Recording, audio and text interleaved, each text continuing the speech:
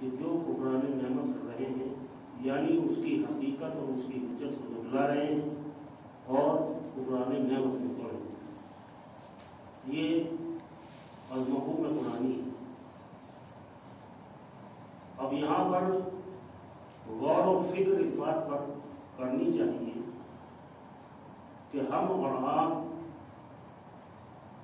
جس راستے سے متمسک ہیں، جس راستے پر ہیں، کیا واقعاً وہ راستہ وہی راستہ ہے کہ جس کے بارے میں قرآن کہہ رہا، یا وہ راستہ ایسا تو نہیں ہے کہ ہم نے بینر تو اللہ کا لگا رکھا ہو مگر کارنامے کسی اور کے چل رہے ہیں۔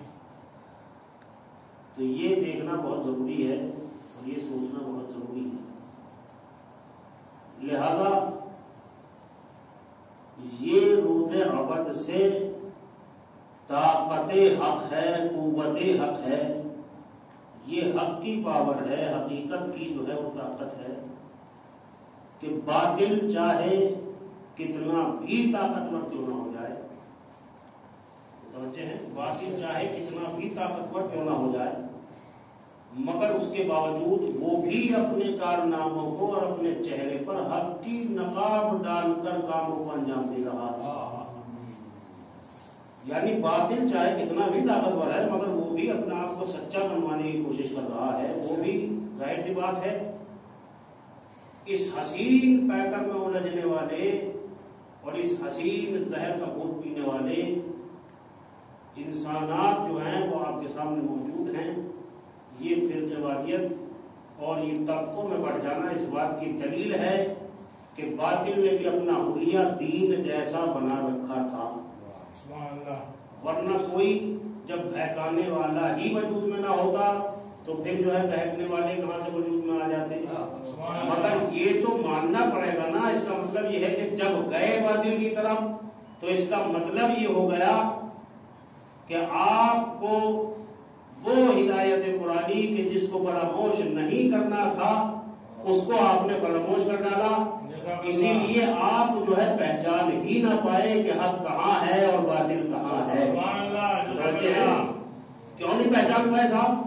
کا اس لیے نہیں پہچان پائے کہ ظاہر سی بات ہے کہ چند نیزوں پر جب قرآن سے فیل میں بلند ہوئے تو اس کے بعد میں بھی دو گروہ تقسیم ہو گئے، یعنی دو گروہ میں آ گئے۔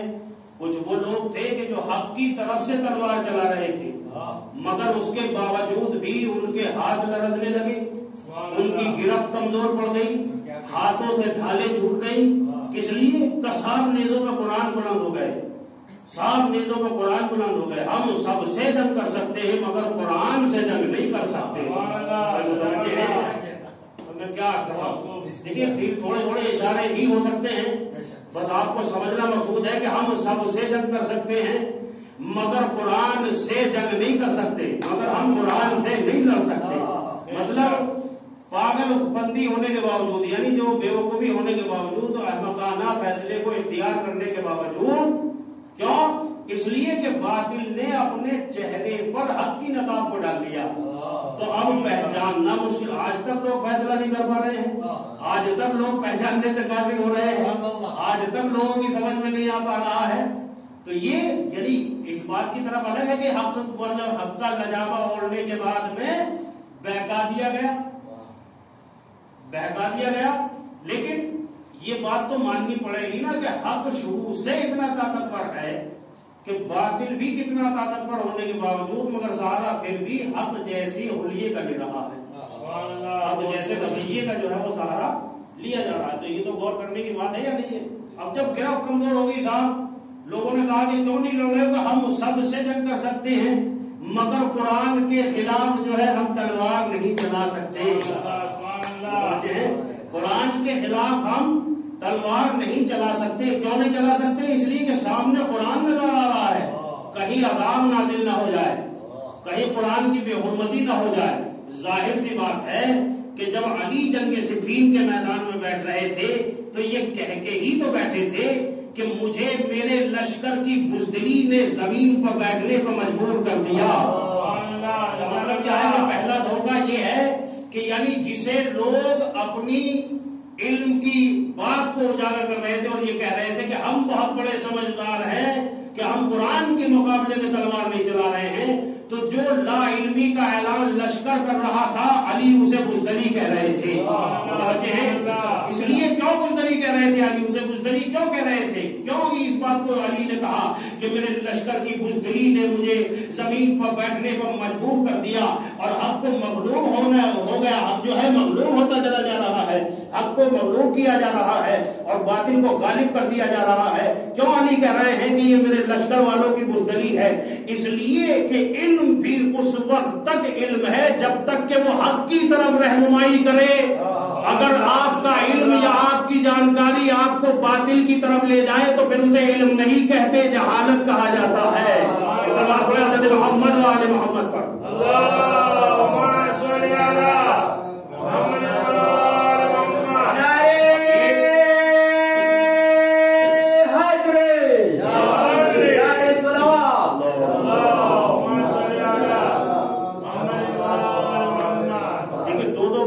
سامنے بھی ہے اور ادھر بھی ہے ادھر بھی ہے، اور بڑا حسین مزاج جو ہے لکھا ہے۔ یہی وجہ ہے کہ جب علی میدان میں تھے تو میدان میں آنے کے بعد ابھی نیزے میں قرآن جو اٹھایا، اور اس سے پہلے یہ جنگ صفین کا واقعہ ہے کہ ایک حافظ قرآن تھا، حافظ قرآن تلوار ہاتھ میں لیے علی سے لڑنے کے لیے نکلے اور قرآن پڑھتے ہوئے نکلے۔ اللہ یعنی علی سے جنگ کرنے کے لیے جب نکلے تو قرآن کی آیتیں لبوں پر جاری تھی، اور کیا پڑھ رہے تھے؟ اما یتساءلون عن النبأ العظیم، یہ جو ہے آیت پڑھتے ہوئے نکلے۔ علی نے اس آیت کو سن کر مسکرانا شروع کیا اور یہ کہا کہ یہ بتا کہ تو پڑھ کیا رہا ہے؟ یا علی میں قرآن پڑھ رہا ہوں۔ عجیب جملے لکھے ہیں۔ علامہ ابن حسن کہتے ہیں کہ یہ بھی تاریخ میں ایک مذاق تھا کہ قرآن پڑھ کر قرآن سے لڑنے جا رہا تھا، یعنی قرآن پڑھ کر بھی قرآن سے لڑنے کے لیے تیار تھا۔ قرآن کیوں؟ اس لیے کہ قرآن زبان پہ تھا مگر دل میں نہیں تھا۔ اس سوال پر ہمارے محمد والے محمد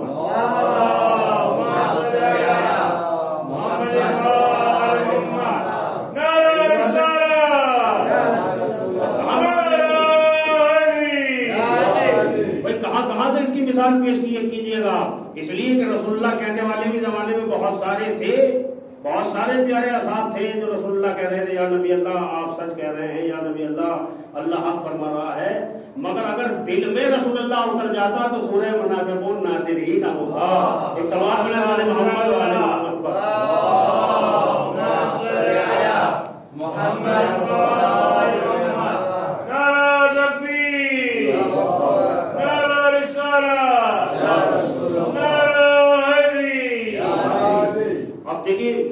فضائل گوشہ ہے۔ اب یہاں تک تو انہوں نے لکھا ہے، اور اس کے بعد میں یہ کہا کہ جب وہ آیا آنے کے بعد اس نے جو ہے آیت کو پڑھا اور یہ کہا میں یتساءلون عن النبأ العظیم، کہ میں یعنی لوگ سوال کرتے ہیں پوچھتے ہیں کہ یہ نبأ عظیم یعنی وہ بڑی خبر کون سی ہے کہ جس کے بارے میں پروردگار عالم نے بشارت دی ہے اپنے رسول کو، اور یہ وہی بڑی خبر ہے کہ اگر کوئی اس سے بے خبر ہو تو وہ جنتی ہو ہی نہیں سکتا۔ اب دیکھیے یہ تو میں نے خلاصہ کر دیا، بالکل دو چار والی بات آپ کے سامنے پیش کرتی ہے کہ یہ وہی بڑی خبر ہے کہ جو ہر نبی کو جو ہے سلسلے وار جو ہے وہ دی گئی ہے، اور ہمارے رسول کو اس خبر کو بتانے کے لیے بھی کہا گیا، دکھانے کے لیے بھی کہا گیا، سمجھتے ہیں پورا اہتمام ہوا ہے۔ اب آنے کے بعد وہ پڑھ رہا ہے آیت قرآن مجید کی اور کہہ رہا ہے کہ لوگ سوال کرتے ہیں مگر ان کے سمجھ میں نہیں آتا۔ علی نے مسکرا کے کہا کہ تجھے کیا یہ اس بات کا علم ہے کہ یہ خبر کون سی ہے؟ سمجھتے ہیں تو کیا یہ خود بھی جانتا ہے کہ جو قرآن میں پڑھ رہا ہے کیا تو اس سے باخبر ہے؟ کیا تجھے خود بھی یہ پتا ہے کہ یہ خبر کون سی ہے؟ کہا یعنی یہ تو میں نہیں جانتا۔ علی نے کہا یہ جانتا تو پھر لڑنے کی کیوں آتا؟ اللہ اکبر۔ اب دیکھیے مجمع ادھر بھی ہے، مجمع ادھر بھی ہے، ادھر بھی قرآن پڑھنے والے ادھر بھی قرآن پڑھنے والے، ادھر بھی نمازیں پڑھنے والے, ادھر بھی نمازیں پڑھنے والے, سجدے اور تکبیروں کی آوازیں ادھر بھی ہیں اور ادھر بھی ہیں. عجیب اتفاق ہے نا, یعنی دونوں جگہ وہاں بھی رسول کو ماننے والے, ادھر بھی ماننے والے, ادھر بھی قرآن کو ماننے والے, ادھر بھی قرآن کو ماننے والے. عجیب منظر ہے. اور علی سب کے سامنے یہ کہہ رہے ہیں کہ کیا تجھے خود پتا ہے کہ یہ خبر کون سی ہے؟ تو وہ شرمندہ ہو کے کہہ رہا یا علی مجھے نہیں پتا کہ یہ خبر کون سی ہے. تو اس 80,000 کے مجمع میں جو شامیوں کا مجمع تھا, علی نے اپنے سینے پہ ہاتھ رکھ کے کہا واللہ انا نبع العظیم, جسے قرآن بڑی خبر کہہ رہا ہے وہ علی کے علاوہ کوئی ہے ہی نہیں. سلام علیہ محمد والے محمد پر.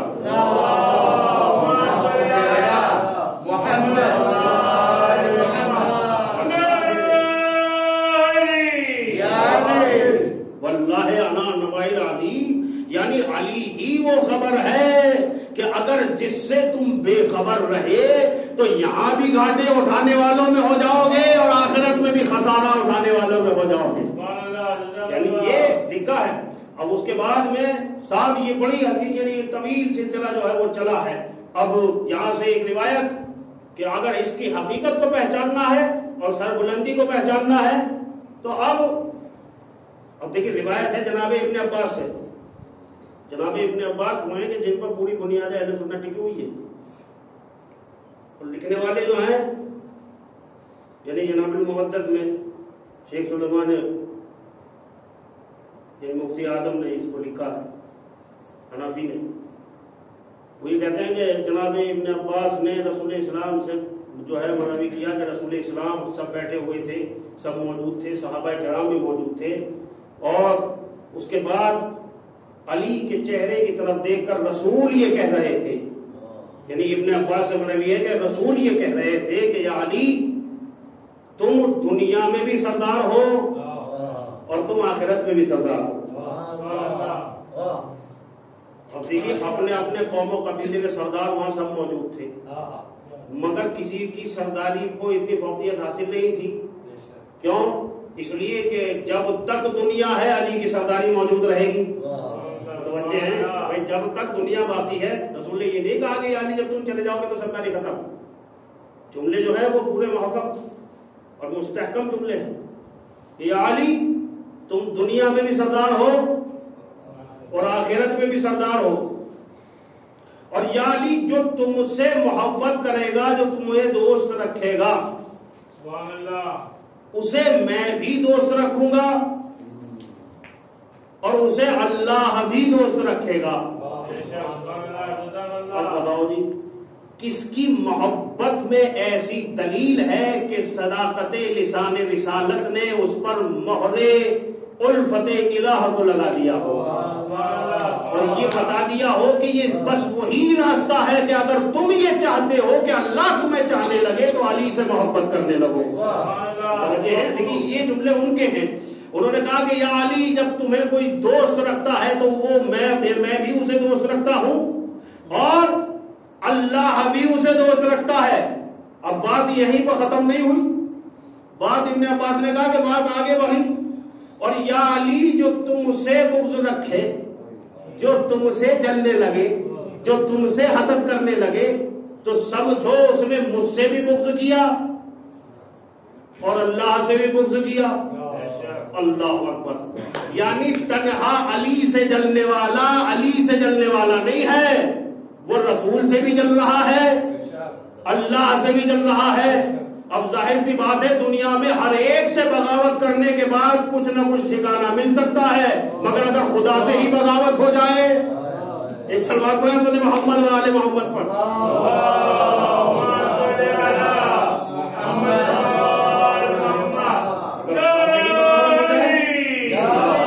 اگر خدا سے ہی بغاوت ہو جائے تو پھر کہاں جانے کی گنجائش ہے؟ چونکہ اب دیکھیے جملہ ہے اس لیے کہ پروردگار عالم کی.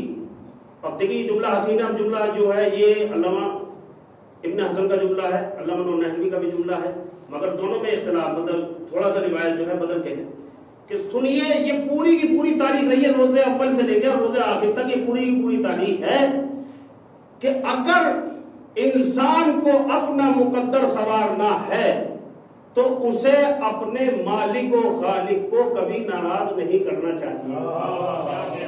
توجہ ہے کیوں ناراض نہیں کرنا چاہیے؟ اب دیکھیں دعائے کمائل پڑھنے والے حضرات موجود ہیں، یعنی امیر المومنین جیسے انسان، یعنی معصوم،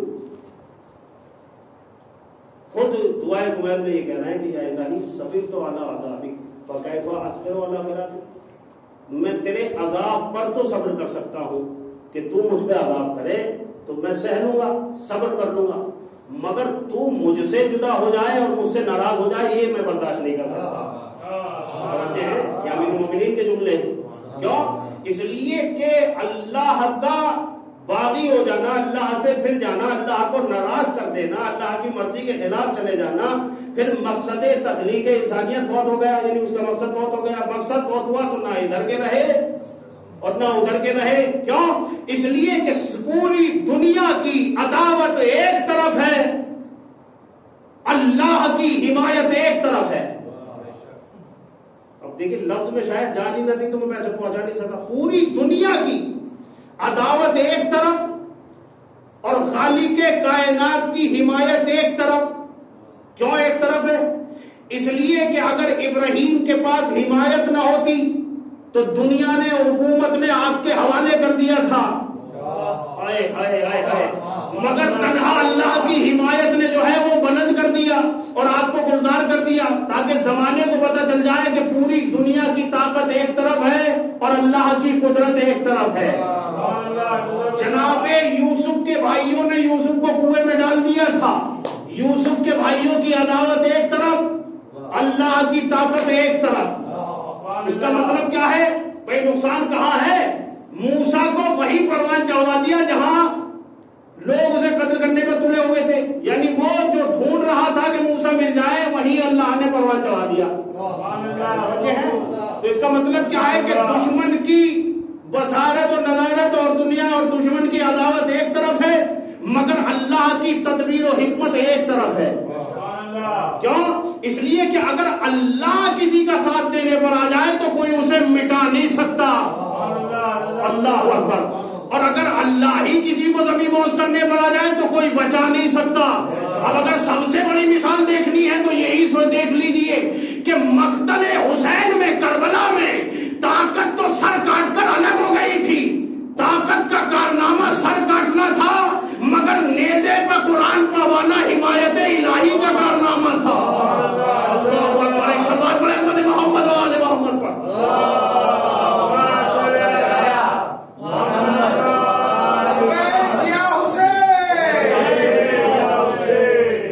بہت بڑی بات ہے جو میں نے آج کر دی۔ کیوں؟ اس لیے کہ آپ فکر کیجئے، غور کیجئے، ورنہ آپ یہ دیکھیے کہ لاکھوں کے لشکر کے درمیان میں 72 کا سینہ سپر ہو کے رہنا، اللہ اکبر، یہ کس کے سہارے ہے؟ اس کا مطلب یہ ہے کہ کوئی تو ایسی طاقت یا دنیا ہے کہ جس کے بارے میں انہیں علم ہی نہیں، یقین کامل ہے۔ یہی وجہ ہے کہ یقین کامل کی دلیل یہ ہے کہ یہ چراغ گل کر کے بھی کہہ رہے ہیں کہ چلے جاؤ، مگر کوئی جانے کو تیار نہیں ہے۔ محمد والے محمد۔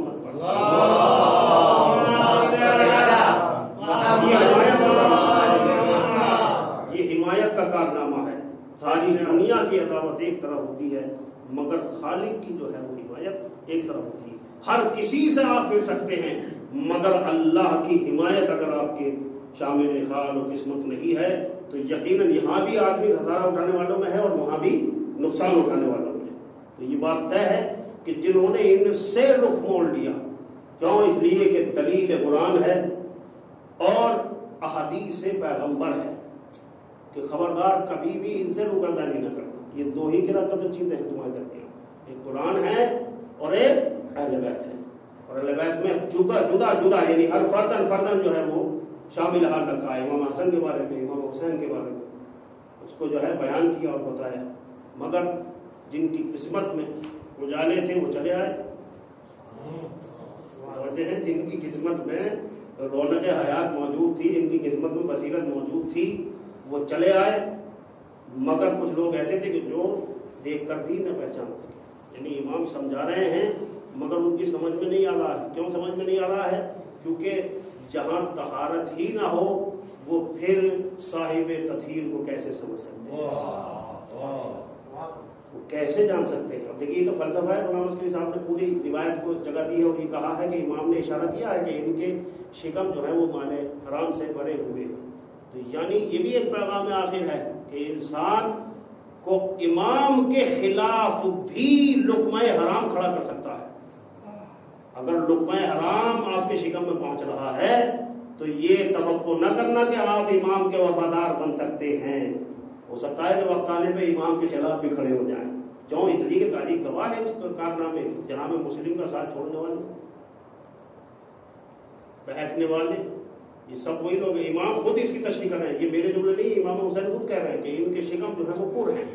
ان کا مطلب کیا ہے کہ گنجائش چھوڑی ہی نہیں ہے کہیں تک، دنیا طلبی جو ہے وہ پوری مسلسل ہو گئی ہے۔ اب یہ چونکہ قصد موضوعات امام امیر المومنین کی کتاب ہے، اس میں بھی جو ہے یہ رقم ہے روایت اور اس میں معلوم ہے، لیکن امام کا درجہ دل وہ صرف امام ہی جانتے ہیں، امام ہی سمجھتے ہیں، یہ بتا رہے ہیں مولا۔ اور یہ تاریخ یا ایام وہ ایام ہے بتاؤ کہ جس میں اللہ کی رضا کی خاطر جو ہے صاحبان منصب کے مقابلے میں جو لوگ اور جو افراد کھڑے تھے وہ یقیناً ایمان کامل رکھتے ہوئے رہتے ہیں، اس لیے کہ امام حسین جیسے کے ساتھ میں موجود ہونا، امام حسین یعنی خود موجود ہیں، اور اس کے باوجود امام حسین اگر بلائیں یا احتجاج دین کو رکھیں تو اس کے باوجود صرف اور صرف نکل کے چند افراد آ رہے ہیں، یعنی 72 آ رہے ہیں۔ 72 جو وہ سر فہرست ہے، ورنہ کچھ روایتیں مختلف ہیں ادھر ادھر بھی۔ اگر آپ یہ دیکھ سکتے ہیں کہ امام جیسوں کے بلانے پر، امام حسین کے بلانے پر بھی اگر اتنے لوگ ہیں تو جائے کہ جو دور جہاں امام پردہ غیبت میں ہو وہاں کتنی امید کی جا سکتی ہے صاحب کہ کوئی پورے امام کتنا ہوگا، یہ کتنا نکلنے والا ہوگا۔ لہٰذا ظاہر سی بات ہے کہ ایک طرف جو ہے وہ پوری دنیا پڑی ہوئی ہے اور ایک طرف جو ہے وہ حمایت دین پڑی ہوئی ہے، مگر کیا کیا قربانیاں دی ہیں، ایسی ایسی قربانیاں پیش کی ہیں قسم بخدا اس گھرانے میں کہ اس کی مثال قیامت تک کوئی لا ہی نہیں سکتا، قیامت تک کوئی لا نہیں سکتا اس کی مثال۔ اور جناب زینب نے جو کردار ادا کیا ہے قیامت تک کوئی اس کردار کو جو ہے پڑھنے کی، یعنی اس کی بات تو الگ ہے، ہم میں جذبہ نہیں ہے کہ جناب زینب کے اس کردار کو مکمل بیان کر سکیں یا اس پیرائے اور اس منزلت کو سمجھ سکیں کیا کیا بیوی نے جو ہے وہ قربانیاں دی ہیں۔ تاریخ کا یہ جملہ موجود ہے کہ ظاہر سی بات ہے کہ آپ سوچیں اور سوچنے کے بعد مجلسیں تمام ہو جاتی ہیں ان جملوں میں۔ سوچیں، آپ غور کریں، فکر کریں کہ کہاں وہ شہزادی زینب، کہاں حسن حسین کی بہن، کہاں امیر المومنین علی کی بیٹی، اور کہاں بازار کوفہ اور کہاں بازار شام۔ یہ آپ سوچ لیا جائے، بس یہی مجلس کے لیے کافی ہے کہ بھائی اتنا سوچ لیں آپ۔ کیوں؟ اس لیے کہ امام سید سجاد نے کربلا کی کسی مصیبت کو بڑی مصیبت نہیں کہا ہے، بلکہ جب بھی آپ سے سوال کیا گیا تو آپ نے کیا کہا، صرف وہی مصیبت ہے کہ جب میری پھوپھی کا کھلا ہوا سر میرے سامنے تھا، جب بازار شام میں تماشبین کا مجمع لگا ہوا تھا،